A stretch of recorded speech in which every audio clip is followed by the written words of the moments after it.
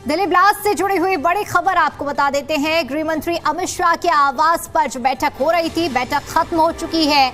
आपको बता दें एनआईए, आईबी के अधिकारी इस बैठक में मौजूद रहे हैं। ईडी के डायरेक्टर राहुल नवीन भी इस बैठक में मौजूद रहे।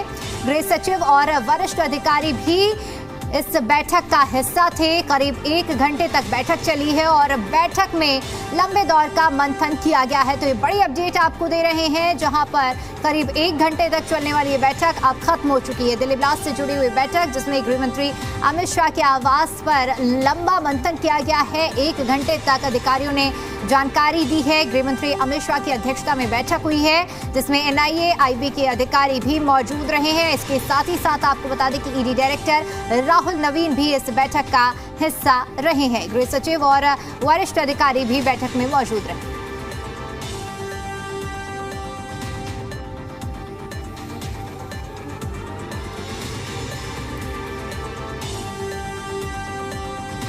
और चलिए इसी पर अब ज्यादा अपडेट के साथ जी मीडिया संवाददाता तानिया अचूक हमारे साथ जुड़ चुकी हैं। तानिया, सबसे पहले तो 2 महत्वपूर्ण खबरें हैं जो इस वक्त हम दर्शकों को बता रहे हैं। मैं आपसे चाहूंगी कि पहले आप अपडेट दें आदिल की शादी को लेकर जो जांच का दायरा बढ़ा है, किस किस तरह से जो लोग उस शादी में शामिल हुए हैं वो शक के घेरे में है, इसको लेकर पहले अपडेट दीजिए। जी बिल्कुल, देखिए 4 अक्टूबर को उनकी शादी हुई थी और कश्मीर में हुई थी। हम लगातार देख रहे हैं जैसे जैसे जांच हो रही है कि कैसे तार जुड़ते हुए आ रहे हैं और उसमें काफ़ी लोग शामिल हुए थे। तो पुलिस जांच कर रही है कि शादी में कौन कौन लोग मौजूद थे और क्या तार जुड़े हुए हैं कश्मीर से भी, क्योंकि हमने देखा कि पुलवामा से भी तार जुड़ के निकले। तो कश्मीर के और किन हिस्सों में, कि कुलगाम में सर्च ऑपरेशन जारी है, पुलिस लगातार ढूंढ रही है। तो हर डॉट को फिलहाल पुलिस जोड़ने की कोशिश कर रही है कि कहाँ से तार जुड़ते आ रहे हैं, क्योंकि ये तो हमें अभी तक जांच में समझ आ चुका है कि काफ़ी लंबे समय से इनकी तैयारी चल रही थी ऐसा कुछ धमाका करने की। क्योंकि सबसे पहले आप देखिए कि पुलवामा में भी वो अक्यूज जो थे तारिक, उनकी सामने उनके नाम पे वो गाड़ी थी। फिर उसके बाद कुलगाम में उनका जो घर भी है और वहाँ से भी और हमें चीज़ें बरामद हुई। तो लगातार जो हमारे सामने नए तथ्य, नए सबूत आते जा रहे हैं। और अब आदिल की शादी का जो सामने खुलासा हुआ है कि 4 अक्टूबर को उसकी शादी हुई थी और कश्मीर में हुई थी। और तो अब देखना ही होगा कि वहाँ पे कौन कौन लोग मौजूद थे, कौन कौन लोग उस शादी में शामिल हुए थे और कि क्या इस हादसे से, इस ब्लास्ट से इस शादी का भी कनेक्शन है। जैसे जैसे जांच आगे बढ़ेगी हम आपको अपडेट करते रहेंगे। बिल्कुल तानिया, नीतू झा भी हमारे साथ दिल्ली से लाइव जुड़ चुकी हैं। नीतू, अगर जांच की हम बात करें, अभी फिलहाल जिस तरह से तानिया जिन बातों का जिक्र कर रही थी, ये ब्लास्ट को लेकर जो जांच का दायरा है, तमाम सुरक्षा एजेंसियां फिलहाल जांच में जुटी हुई हैं। कहां तक ये दायरा पहुंचा है और क्या अपडेट?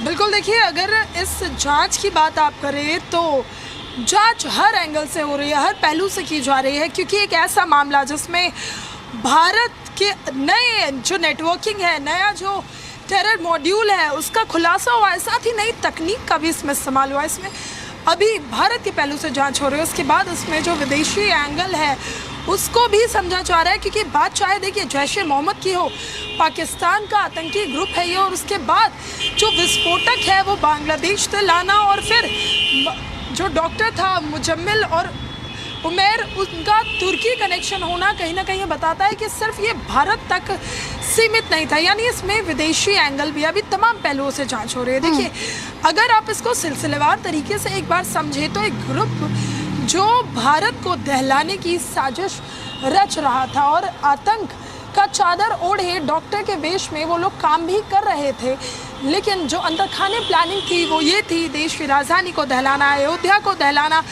काशी में विस्फोट करना और कई जगह इस तरह के जो टेरर मॉड्यूल है, जो स्लीपर सेल अब तक एक्टिव नहीं थे, उन्हें एक बार फिर से जगाना। क्योंकि भारत में अगर आप टेरर फंडिंग की बात करें, भारत में टेरर मॉड्यूल की बात करें या स्लीपर सेल्स की बात करें, तो बीते कुछ समय में ये काफ़ी कम हो गए थे।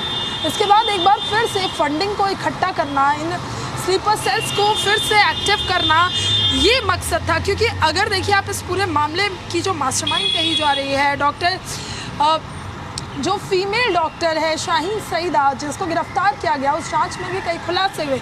वो यूएई गई थी, यूएई के रास्ते बिल्कुल नीतू, लौटेंगे आपके पास एक बार फिर से और विस्तार से जानकारी लेंगे, लेकिन इस बीच देखिए एक बड़ी खबर सामने आ रही है। पहले दर्शकों को बड़ी जानकारी दे देते हैं, जहां दिल्ली की स्पेशल टीम को बड़ी कामयाबी इस पूरे मामले में हाथ लगी है। नूह के एक खाद्य विक्रेता को हिरासत में लिया गया है। आपको बता दें कि खाद्य विक्रेता का नाम दिनेश सिंगला बताया जा रहा है, जिसे डब्बू के रूप में भी जाना जाता है। विस्फोटक पदार्थ मिलने के बाद ये टीम जो कि नूह पहुंची थी और ऐसे में फर्टिलाइजर खाद में अमोनिया नाइट्रेट बनाया गया था, ये जानकारी मिली थी। इसी के आधार पर जो टीम है वो जांच पड़ताल कर रही थी और अब जांच का दायरा नूह तक पहुंच गया है। नूह पहुंची है दिल्ली की स्पेशल सेल की टीम, जहां पर नूह जिले के एक खाद्य विक्रेता को हिरासत में लिया गया है।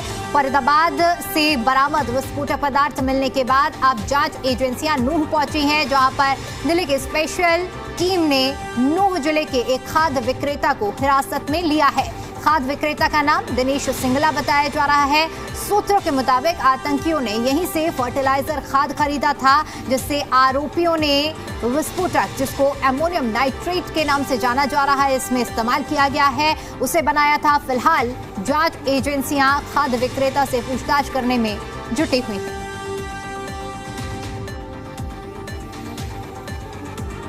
बड़ी खबर आपको बता रहे हैं, जो जांच का दायरा है वो नूह तक पहुंच चुका है और यहां पर जो खाद्य विक्रेता जिससे अमोनियम नाइट्रेट खरीदा गया था, अमोनियम नाइट्रेट जो फर्टिलाइजर में खाद में मिलाया गया, इसको लेकर जो दिल्ली पुलिस की जो स्पेशल सेल है वो जांच कर रही है और जांच का दायरा अब कितना आगे बढ़ेगा, कहां तक पहुंचेगा, ये देखने वाली बात बेहद अहम रहेगी।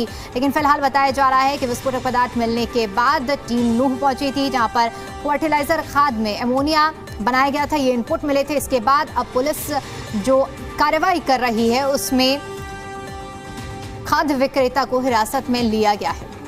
इसी पर ज्यादा अपडेट के साथ सी मीडिया संवाददाता अनिल मोहनिया हमारे साथ जुड़ चुके हैं। अनिल, फिलहाल अगर बात करें स्पेशल सेल की ओर से जो कार्रवाई की गई है, खाद्य विक्रेता को हिरासत में लिया गया है, क्या इनपुट मिला था, किस शक के आधार पर गिरफ्तारी हुई है?